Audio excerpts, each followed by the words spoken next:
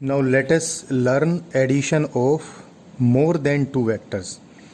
दो vectors add करने तो आपको अच्छे से आ गए हैं। दो से ज़्यादा वेक्टर्स कैसे ऐड करें, बहुत सिंपल तरीके से आप समझ सकते हो।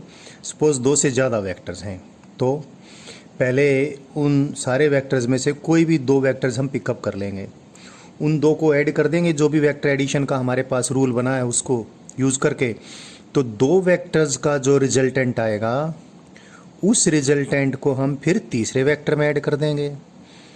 फिर एक रिजल्टेंट आ जाएगा, उस रिजल्टेंट को हम चौथे वेक्टर में ऐड कर देंगे। फिर एक रिजल्टेंट आ जाएगा, फिर हम उसको अगले वेक्टर में ऐड कर देंगे। इस प्रकार करते करते सपोज टोटल हमारे पास n वेक्टर्स थे, तो इस n-1 वेक्टर्स का हमने एडिशन कर लिया है दो दो करके।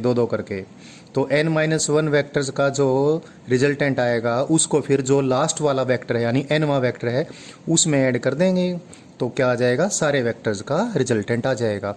सो this is the way to add more than two vectors. तो what we do now is addition or composition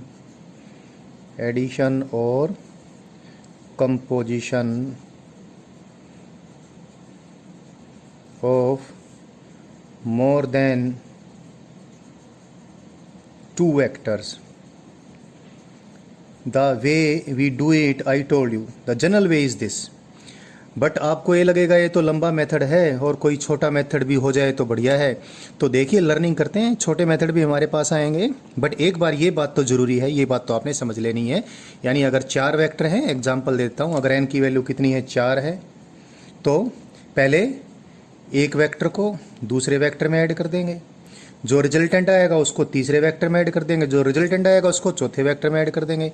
ऐसे अगर n की वैल्यू 5 है तो फिर कितने भी वेक्टर जो हम सारे वेक्टर्स को इस प्रकार से ऐड कर लेंगे।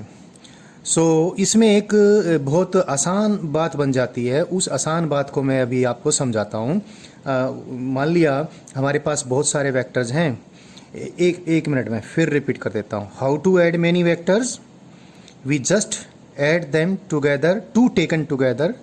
कैसे ऐड करेंगे उनको, उनमें दो एक साथ लेकर ऐड करेंगे। And whatever the resultant two vectors give, that is added up to the next vector and we get the new resultant, and then new resultant is added up to the next vector and we go on doing that. Ultimately all the n vectors are added up. तो ये हमारा जो procedure है ये तो है ही है, लेकिन हमने इस प्रोसीजर को ही ध्यान में रखते हुए हमने और छोटे मेथड भी सर्च कर लेने हैं जो धीरे धीरे आपको भी क्लियर हो जाएंगे। और इस बात को करने के लिए ही सबसे पहले मैं कुछ कोप्लेनर वेक्टर्स को आपको ऐड कर के दिखाता हूं। कुछ कोप्लेनर वेक्टर्स हैं। कोप्लेनर वेक्टर्स माने एक ही प्लेन में अगर सारे वेक्टर्स हैं।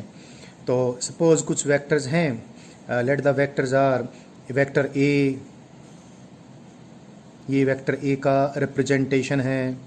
ये कोई और वेक्टर है भाई, बी वेक्टर का रिप्रेजेंटेशन है, ठीक।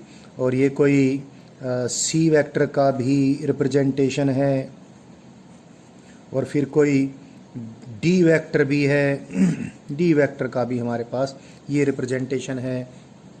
ये एग्जांपल ले लिया, इस एग्जांपल में 4 से ये समझ मत लेना कि 4 ही ऐड होंगे, चाहे कितने ही हों। तो मैं क्या करूं, इन चारों को ऐड करके आपको कैसे ऐड करेंगे ये समझाऊंगा। और ये एक ही प्लेन में मैंने लिए हैं, कोप्लेनर है। यानी मैंने क्या डिटरमाइन करना है, आपको क्या डिटरमाइन करना सिखाना है, इन चार वेक्टर्स का सम कैसे निकालें ये निकालना सिखाना है। प्रोसीजर वही रहेगी, क्या, पहले दो, फिर दो का जो रिजल्टेंट आएगा वो तीसरे में जोड़ेंगे, and we go on doing that and ultimately we get the resultant of all the vector. Suppose a vector plus b vector plus c vector plus d vector is r vector. Then see how we will find r. First we take a and b together. ये मैंने a को यहाँ पे represent कर दिया बच्चों, magnitude भी वही रखी और डायरेक्शन भी वही रखी, और a के सर के ऊपर b के पैर की जूतियाँ रख दी। यानी I represented b in such a way that the tail of the representation of b falls at the head of the representation of a. ए और बी को magnitude as well as in direction represent किया है head to tail order में। And as you have completed this learning that we can find the resultant of these two vectors by triangle law of vector addition. So this is a vector, this is b vector. Obviously this is what? This is a vector plus b vector. तो दो vector तो add हो गए। अब ये a vector plus b vector पे हम ये जो मिल गया, क्योंकि ये दो तो ऐड हो ही लिए, अब इनको लेने के बजाय जब किन्हीं वेक्टर्स का रिजल्टेंट पता चल जाए, और रिजल्टेंट का मीनिंग क्या होता है, जितना इफेक्ट ये दोनों मिलके पैदा करते उतना ये अकेला पैदा कर देगा। क्योंकि ये दोनों के बजाय ये ले लिया तो अब इन दोनों को नहीं लेंगे, तो इसमें मैंने कांटा लगा दिया है। इस प्रकार से ही कांटा लगाएंगे, ऐसे काट भाट नहीं करेंगे। तो ये A vector plus B vector आ गया। अब इसमें क्या जोड़ दें? सी जोड़ दें। सी को कैसे जोड़ें? वही तरीके से, क्या सी के रिप्रेजेंटेशन के पाँव की जूतियाँ हमने ए प्लस बी वेक्टर के रिप्रेजेंटेशन के सिर पे टिका दी। और इंग्लिश में बोलूँ तो I drew the vector C in the way that the tail of the representation of C falls at the head of the representation of A vector plus B vector. अब देखें, ये A vector plus B vector है और ये C vector है। Head to tail order में magnitude as well as in direction represented है। So using triangle of vector addition this becomes what? This becomes this vector plus this vector. But what is this vector? This is a vector plus b vector and this is c vector. So what we are getting is a vector plus b vector plus c vector. तो तीन वेक्टरों से तो हमने निजात पाई। a vector, b vector, c vector जुड़ के ये vector आ गया। ये भी ख़त्म कर देते हैं, क्योंकि इन तीनों वेक्टरों का तो काम तमाम इस सिंगल एक वेक्टर ने कर दिया है।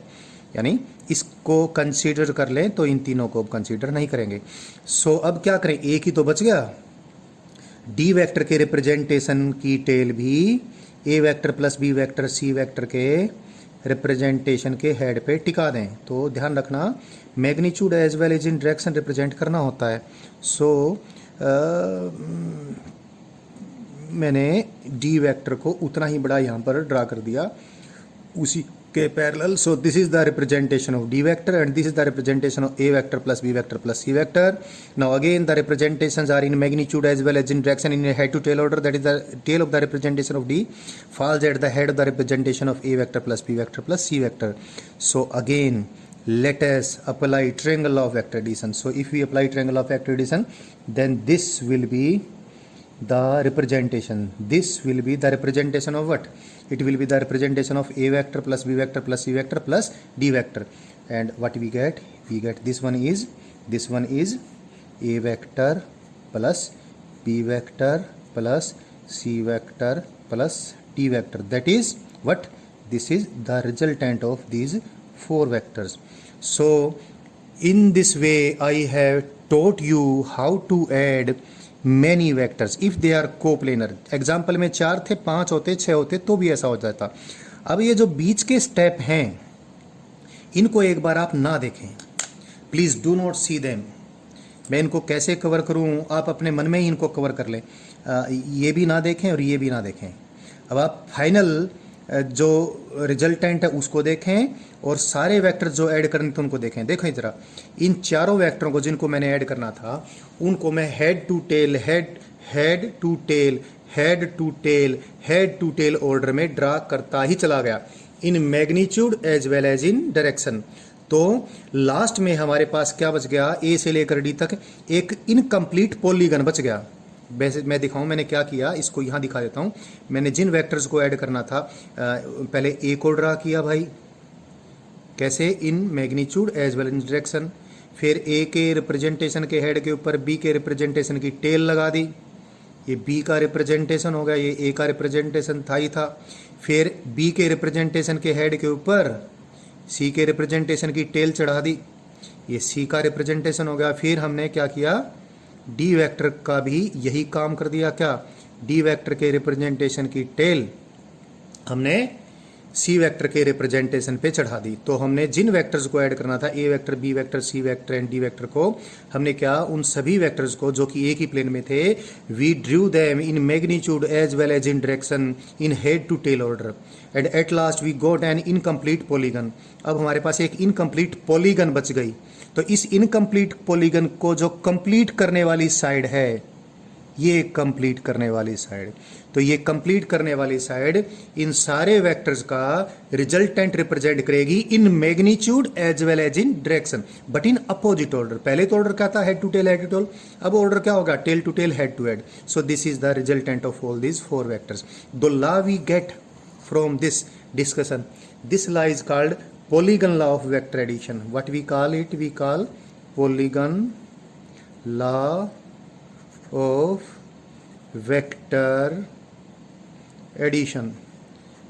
polygon law of vector addition मैंने आपको सिखा दिया, एक बार बोल देता हूं।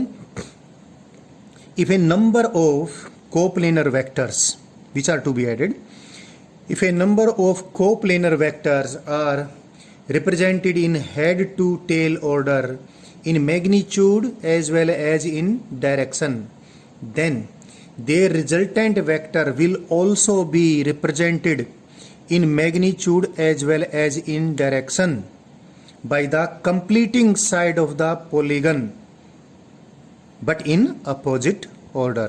तो ये मैंने polygon law of vector addition बता दिया, एक बार फिर बता देता हूं। If we represent a number of coplanar vectors in magnitude as well as in direction in head to tail order and we get an incomplete polygon, we get an incomplete polygon, then their resultant vector will be represented in magnitude as well as in direction by the completing side of the polygon but in opposite order. So ये polygon law of vector addition मैंने बोल भी दिया है और समझा आपको पहले ही दिया था। और इस polygon law of vector addition को यूज करके हम बहुत सारे अगर कोप्लेनर वेक्टर्स हैं तो उनके रिजल्टेंट वेक्टर को ग्राफिकल मेथड से यानी डायग्राम बनाकर इस प्रकार से ऐड करना सीख गए हैं। अब आगे प्रोसीड करते हैं।